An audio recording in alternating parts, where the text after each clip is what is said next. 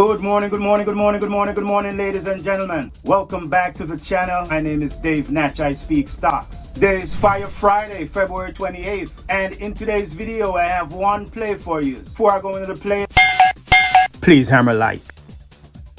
We delve into yesterday's recap of the overall markets. Please pay attention to the overall markets. The Dow fell 0.45% to settle at 43,239. The Dow. The Nasdaq crashed almost 3%. Nasdaq fell 2.78% at 18,544. Further away from 20K. Has made 4 consecutive red days. They must rally today, or we could be heading into a bear market. Is this a buying opportunity? Apple dropped 1.29% to settle at $237.30. There were no triple-digit closers yesterday. Let's see what happens today. Once again, Dave's play today is a SP play. This one's in and out. Grab and go, one and move, hit and run. Do not overstay your welcome. ARBB is up 60% thus far in the pre. Currently trading at 77 cents at the recording of this video. The higher day thus far in the pre, 109. This one retracts below 49 cents. This might be a no-go today. The company came out with AI data center news. Go ahead and read up the news on your own time. The company made a deal with the AI data center. On that, the stock is skyrocketing. This one has room to $1.12. ARBB has spikeability. For example, October 25th, the stock went from 31 cents all the way to 89 cents on a volume of 309 million shares exchanged hands. In addition to that, November 6th, the stock went from 49 cents to $1.12 on a volume of a whopping 228 million shares exchanged hands on that day. This one's in the IT space. Their headquarters out of Singapore. Let's kick the tires. They were a market cap of 13 million, 15 million in the float. 43% of the float are held by insiders. 1% of the float are held by institution, and shorts as 0.16% of the float. Shorts. ARBB. Their price per sales 0.97. The lower the number, the better. They have 58 million in revenues. Their revenue per share 2.20. They have a total cash in hand of $42 million. Total debt of a low 138K. This one won't be going bankrupt any day soon. Very healthy. Their current ratio is sitting above par, way above par. Their current ratio is sitting precisely at 44.63, 44 times par. They're also cash flow positive. Their operating cash flow is a positive 57 million. Let me say that one more time. Their operating cash flow is a positive 57 million. Their leverage free cash flow is a positive 5 million. ARBB. That's all I have for you, ladies and gentlemen. Don't forget to follow me on X at WT for my stock alerts. In the meantime, in between time, always set a stop loss. Do not invest more than you're willing to lose. And whenever you see some profits, take some profits, because now you see them, now you don't. Dave Natch, I'm out.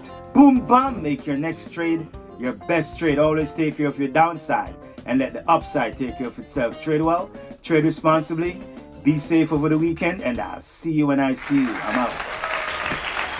Hey, I thank you for watching Dave Natch. Boom, bam. Like, share, and subscribe. I'm out.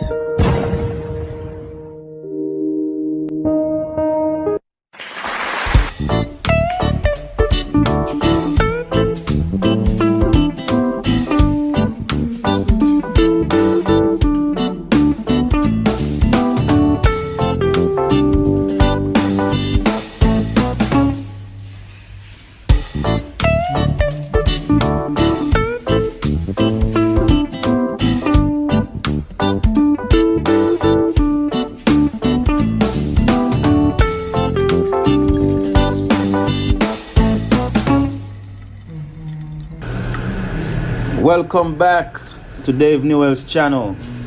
Don't forget to hit that like. Please subscribe and share. To listen to their words.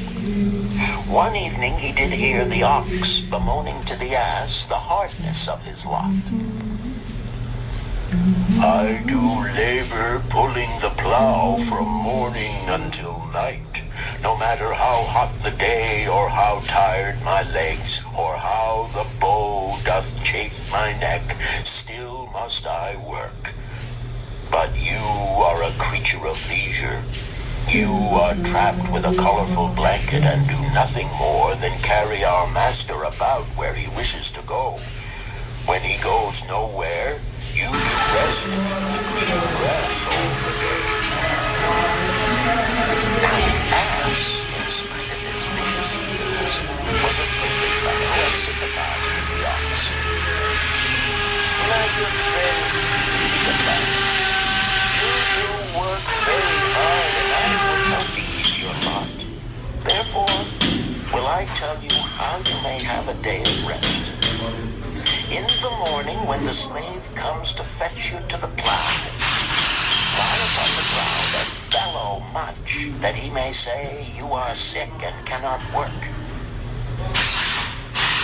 So the ox took the advice of the ass, and the next morning the slave returned to the farmer and told him the ox was sick and could not pull the plow. Then, said the farmer, hitch the ass to the plow, for the plowing must go on. All that day, the ass, who had only intended to help his friend, found himself compelled to do the ox's task. When night came and he was released from the plow, his heart was bitter, and his legs were weary, and his neck was sore where the bow had chafed it. The farmer lingered in the barnyard to listen. The ox began first. You are my good friend. Because of your wise advice, I have enjoyed a day of rest.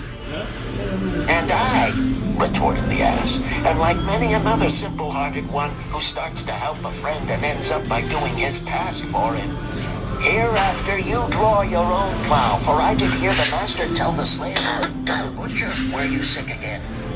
I wish he were, for you are a lazy fellow. Thereafter they spoke to each other no more. This ended their friendship. Canst thou tell the moral to this tale, Rodan? 'Tis a good tale, responded Rodan, but I see not the moral. I thought not that you would, but it is there, and simple too. Just this. If you desire to help thy friend, do so in a way that will not bring thy friend's burdens upon thyself. I had not thought of that. It is a wise word. I wish not to assume the burdens of my sister's husband. But tell me, you lend to many. Do not the borrowers repay?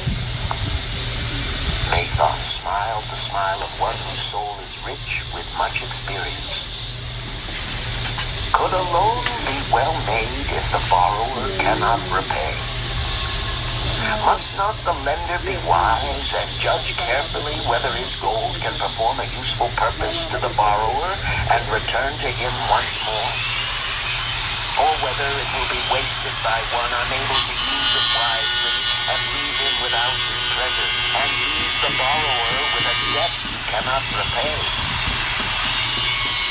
I will show to thee the tokens in my token chest, and let them tell thee some of their stories. Into the room he brought a chest as long as his arm, covered with red pigskin and ornamented with bronze designs.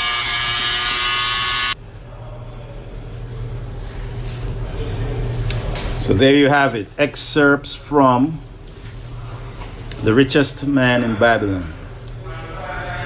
And always remember, 10% of what you earn is yours to keep. Minimum 10% of every dollar you earn is yours to keep forever.